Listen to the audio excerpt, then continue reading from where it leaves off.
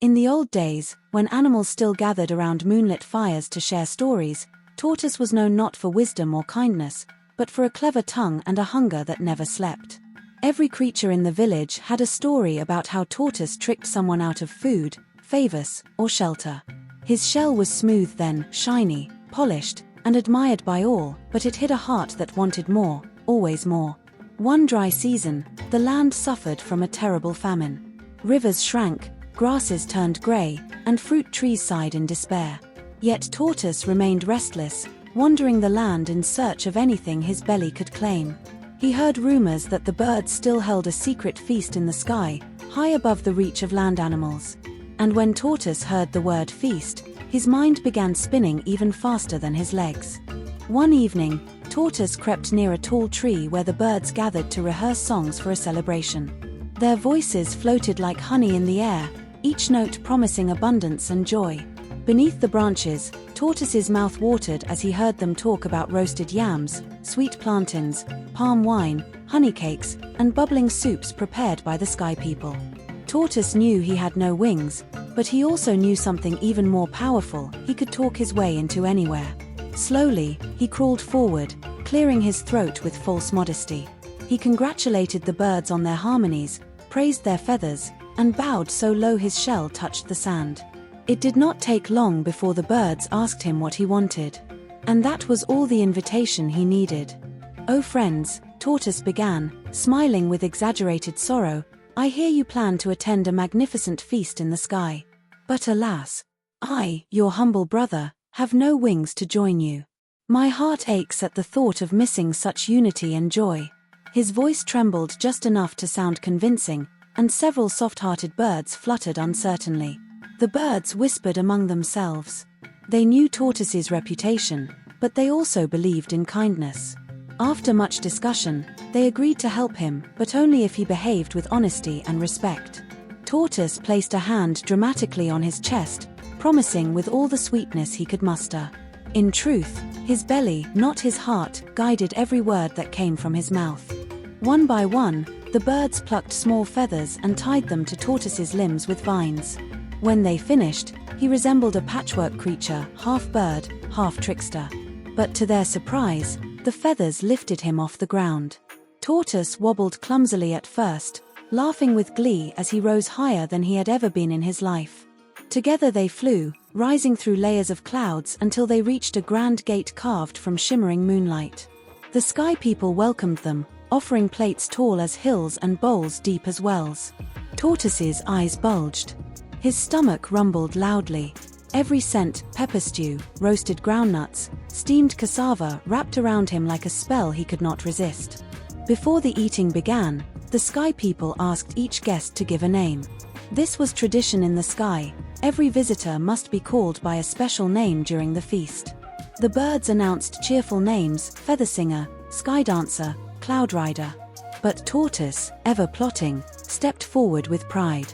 "My name," he declared, "shall be all of you." The birds exchanged uneasy looks, sensing danger but unable to stop him. Tortoise simply smiled, rubbing his hands as he stared at the mountain of food. When the sky people began to serve dishes, they followed the rule: food only goes to the guest whose name is called. And so, again and again, they announced, "This is for all of you." Tortoise stepped forward each time, claiming every plate with shameless satisfaction. The birds watched in horror as Tortoise devoured everything meant for the entire group. He licked bowls clean, gnawed on bones, and burped loudly without regret. The birds received nothing. Their stomachs ached, their feathers drooped, and their patience thinned with each greedy bite Tortoise swallowed. Eventually the sky people realized the trick, but Tortoise had already eaten more than any animal should. When the feast ended, the birds confronted him, demanding an apology. Tortoise shrugged lazily, wiping oil from his chin.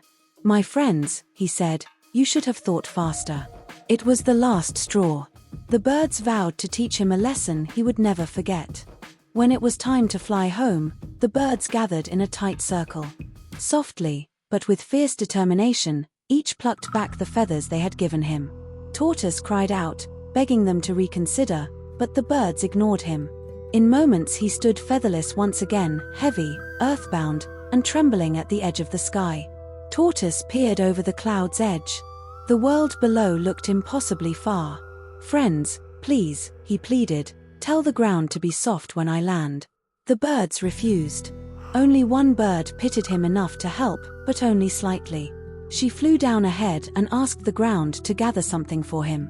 But the ground, offended by Tortoise's greed, chose stones instead of leaves. With a final cry, Tortoise slipped from the sky. The wind screamed past him. His shell rattled like a drum. For a moment, he imagined all the food he had eaten gathering inside his belly and weighing him down like a stone. He struck the ground with a terrible crash that echoed across the savannah. His once smooth shell shattered into dozens of jagged pieces. The village animals heard the sound and came running. They found Tortoise groaning, covered in fragments of his broken shell. Compassion softened their anger. They gathered the pieces and glued them together with tree sap. But no matter how carefully they worked, the shell remained cracked forever. When Tortoise finally recovered, he could no longer walk with pride. Every crack reminded him of his greed, his lies, and the pain he caused others.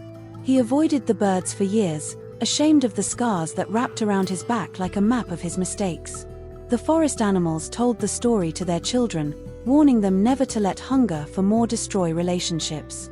Over time, Tortoise grew wiser, slowly, stubbornly, but truly. His cracked shell became a symbol.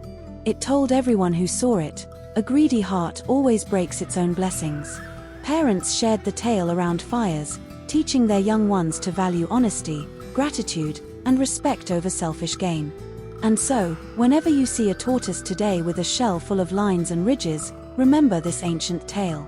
Those cracks are not just marks of age, they are reminders carved by consequences, shaped by choices, and carried for life. The story still travels across Africa, whispered in homes, schools, villages, and city streets. Thank you for listening to African Folktales YouCrave podcast. If you enjoyed this tale, follow, share, and leave a review to help the stories reach even more hearts across the world. Join us next time as we explore another timeless legend filled with wisdom, humor, and unforgettable characters.